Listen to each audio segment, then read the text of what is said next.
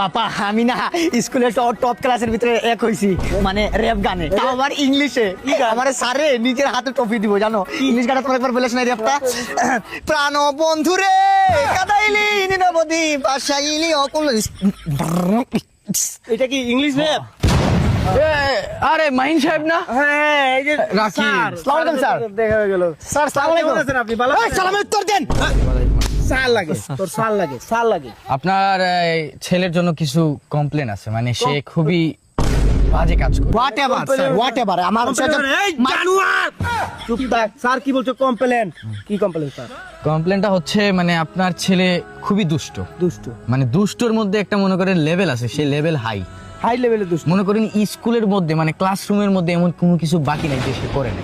Of course এই কি বলেন স্যার? আমার মানে মাথার ভিতরে objection your honour I don't know ভদ্র আমি তোমার সন্তান তোমার ধারণা নাই আমি কি কত বড় আমি কি হতে পারে একটা ইনোসেন্ট ছেলেকে কিভাবে একটা ছাড়ো এই তোদের সরি স্যার স্যার তোর এই আপনাদের জন্য কিছু মূর্খ মানুষদের জন্য ছাড় আজকে সুইসাইড কামে সুইসাইড কামে বন্ধ কর। স্যার তোর স্যারের মর্যাদা কি জানো? আজকে যদি আমি মরি এই মরার জন্য আপনি যাই sir mister teacher is the biggest criminal of the outside of Bengali businessman education is master vision দেখছেন এইসব ভুলভাল ইংলিশ বলে ক্লাসরুমে, পুরো স্কুলের মধ্যে এইসব আউল ফাউল ইংলিশ বলে। এই যে দেখেন আপনি কতটা রেসপেক্ট করতেছেন একজন টিচারকে, সেই টিচারটা হচ্ছে আপনার ছেলের টিচার, কিন্তু আপনার ছেলে তো আপনার মতো হয় নাই। আমার মনে হয় না এই ছেলে আপনার। এই খবর বাইরে গেল কেমনে? জানি না। দেখেন মাহিন সাহেব, মানে আমি কি বলবো, মানে ক্লাসরুম হচ্ছে একটা শিক্ষার জায়গা, সেই জায়গায় আপনার ছেলে কি করে অসামাজিক কার্যকলাপ করে। মানে কি বলবো, এমন কোন নেশাদ্রব্য নাই আপনার ছেলে এই ক্লাসরুমে করে নাই, এমন কোন গালি নাই যে গালিটা ইউজ করে নাই। হায় রে, আমার মানিজ্য ডুবাই দিছে। তুই একটা জানোয়ার।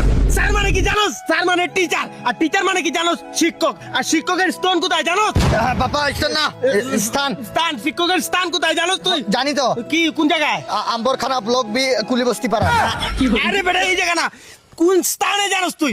প্রথম হইলো তোর ঘরের মা বাপ, তারপর ভাই বোন, তারপর বন্ধু বান্ধব, ঘরের মালিক, এরপরে মাহিন সাহেব, আপনি আর আমার স্থানটা দেখানোর দরকার নাই। আমি বুঝতে পারছি আপনি যে শুরু করছেন শেষ নাই। আমার স্থান আমি খুঁজে পাইবো না। আপনার ছেলেরা এখনো সময় আছে, বলেন যে একটু ভালো একটা মানুষ হইতে, একটা শিক্ষিত দ্য গ্রেট ফর লাইফ একটা শিক্ষিত মানুষ হতে। একজন টিচার চায় তার স্টুডেন্টরা ভবিষ্যতে গিয়ে ভালো কিছু একটা করুক।